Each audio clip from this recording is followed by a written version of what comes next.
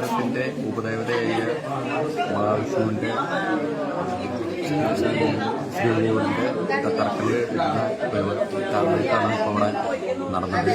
അതിൽ ഇന്ന് വിളിച്ച കമ്മിറ്റി ഭാരവാഹികളോ എല്ലാവർക്കും ഞാൻ ആദ്യമേ നന്ദി പറയട്ടെ. എന്തായാലും ഇതെനിക്ക് ഒരു ഭാഗ്യമായിട്ടാണ് കണക്കാക്കുന്നത്.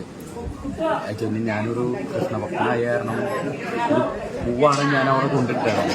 ആക്ച്വലി 1 രൂപ പോലും പണിയുമ്പോൾ വയ്ക്കാൻ ഗതിയില്ലാത്ത ഒരാളാണ്. അപ്പോൾ ഭഗവാന്റെ ഉജാലിനെ എത്ര വരെ ഭഗവാൻ പരീക്ഷിച്ചിട്ടുണ്ടോയെന്ന് എനിക്ക് സംശയമാണ്.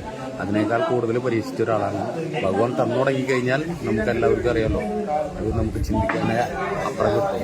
എന്തായാലും ഇതിൻ്റെ പണി വേഗം പൂർത്തിയായിട്ട് നാട്ടുകാരുടെ എല്ലാ സഹകരണത്തോടു കൂടിയിട്ട് വളരെ പെട്ടെന്ന് തന്നെ ഈ ഉദ്ദേശം പൂർത്തിയാകട്ടെ എന്ന് ഞാൻ പ്രാർത്ഥിക്കുന്നു. ഇതിനെക്കുറിച്ച് പിന്നെ അസ്നാർക്ക ജയൻ പിന്നെ മറ്റു എല്ലാവരുടെ അടുത്തും ഞാൻ ഇതിൻ്റെ കല്ലമ്പാറ പണിങ്ങാട്ടേരെ സ്വദേശിയാണെങ്കിലും ചെറുപ്പം തൊട്ടേ മലാക്കയുടെ ഒരു സന്തതിയാണെന്ന് തന്നെ പറയാം. 11 വയസ്സ് തൊട്ട് എൻ്റെ എല്ലാ ജീവിതമാർഗങ്ങളിലേക്കും വഴികാട്ടിയായത് ഇവിടെ നിന്നാണ്. ഈ ഒരു അമ്പലം അത് അന്നൊരു ചെറിയൊരു നമ്മുടെ മനസ്സിലെ ഭക്തി കൊണ്ട് ഒരു കല്ല് പ്രതിഷ്ഠിച്ചുകൊണ്ട് നമ്മൾ തുടങ്ങി വെച്ചതാണ്. അത് ഇന്ന് ഇത്രയും നിലയിൽ എത്തി ഇവിടെ നിന്നും വളരുക എന്നുള്ളതിൽ ഒത്തിരി സന്തോഷം. അതിൻ്റെ ഒരു ഭാഗമാകാൻ എൻ്റെ ജീവിതത്തിലെ ഏറ്റവും സുഹൃതമായിട്ടാണ് ഞാൻ കാണുന്നത്. എല്ലാവിധ ഐശ്വര്യങ്ങളും എല്ലാവർക്കും ഉണ്ടാവട്ടെ എന്ന് മാത്രമാണ് ഞാൻ ഇപ്പോൾ ഈ സമയത്ത് പ്രാർത്ഥിക്കുന്നത്. അത് ഇവിടെ നിന്നുണ്ടാവും.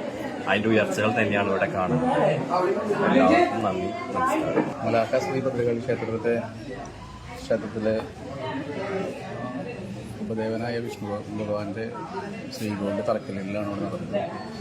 അതിൽ നമ്മുടെ ഐശ്വര്യ സുരേഷേട്ടനാണ് ആ ചടങ്ങ് നിർവഹിച്ചത്. ഹൈദർബോർഡ് മിഷൻ ഭട്ടതിരിപ്പാടിൻ്റെ കാരണത്തിലാണ് അത് നടന്നത്.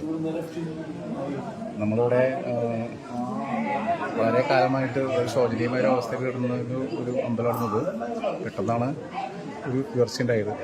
അത് വളരെ വേഗത്തിൽ ഈ പണികളൊക്കെ പൂർത്തീകരിച്ച് വളരെ നല്ല രീതിയിൽ ഈ നാട്ടുകാരുടെ ഐശ്വര്യത്തിന് വേണ്ടിയിട്ട്